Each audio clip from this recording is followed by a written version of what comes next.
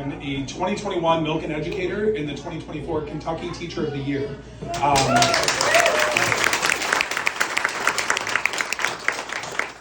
This is very last minute for me, this event, and it's such an honor to be standing up here in front of all of you all, especially on this 100-year anniversary. This is incredible. So I'm going to read straight from a speech because that's how I work. I'm a classroom teacher and I haven't had enough planning time to do this. Recently I was on a road trip with my niece and nephew, and we found ourselves playing your typical car ride games to pass the time. You know the ones I'm talking about. The license plate game, I Spy, Two Truths and a Lie. My favorite is Two Truths and a Lie though. It plays to that part of the human mind that makes it hard to separate partial truths from complete lies. Which brings me to the upcoming November election and the Constitutional Amendment 2. As a 2024 Kentucky Teacher of the Year and resident of Boone County, I've seen a lot of misinformation online and in mailers regarding this ballot measure. To illustrate the issue a little more clearly, I thought it'd be best to show you through one of these simple games. I'm a middle school teacher after all. Two Truths and a Lie, Amendment 2 edition. The rules are simple. I'll give you 3 statements, and you'll have to determine which 2 are true and which one is a lie. But I'll give you some help along the way. Statement 1, public schools use money more efficiently than private schools. Advocates of voucher programs like Amendment 2 claim that private schools will provide more educational opportunities for all students, their emphasis on all.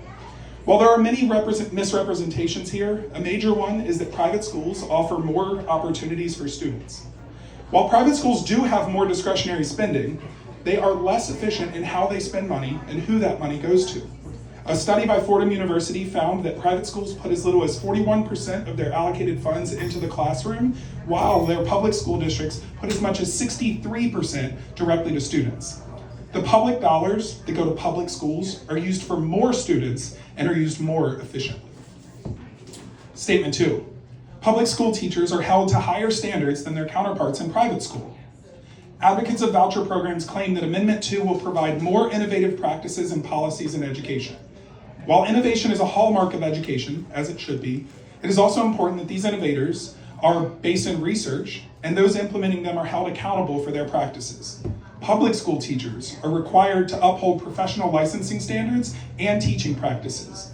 As the Pritchard Committee on Academic Excellence states, diverting public dollars to private schools creates the conditions for an unregulated market with no accountability. While the majority of private school educators are incredibly talented and innovative, there is no safeguard that ensures equity and effectiveness across the board.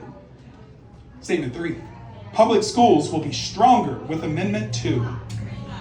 Remember, this is Two Truths and a Lie. Advocates of voucher programs claim that Amendment 2 will improve and support our public schools.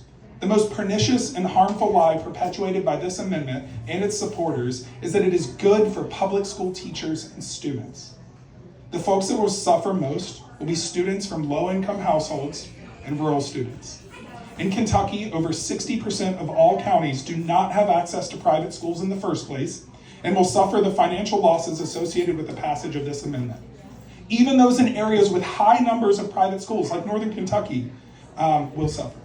In Boone County, where I live and teach, the district anticipates losing $25 million. That's $25 million taken away from my community and my students.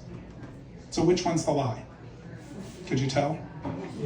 Evidence and research make it fairly clear that the lie is that Kentucky students, teachers, and schools are better off with Amendment 2. Most of us are familiar with the quote, if a lie is only printed often enough, it becomes a truth. And if such a truth is repeated often enough, it becomes a belief. While this sentiment may be believed and carried, the reality is that a lie can never become the truth. No matter how many people believe it, no matter who tries to convince you otherwise. A lie is a lie. Right now, one of the most egregious lies being told in Kentucky is that public money belongs in the hand of private schools. The simple truth is that Kentucky is strongest when we work together. I implore you to keep Kentucky moving forward together by voting no on Amendment 2. Thank you.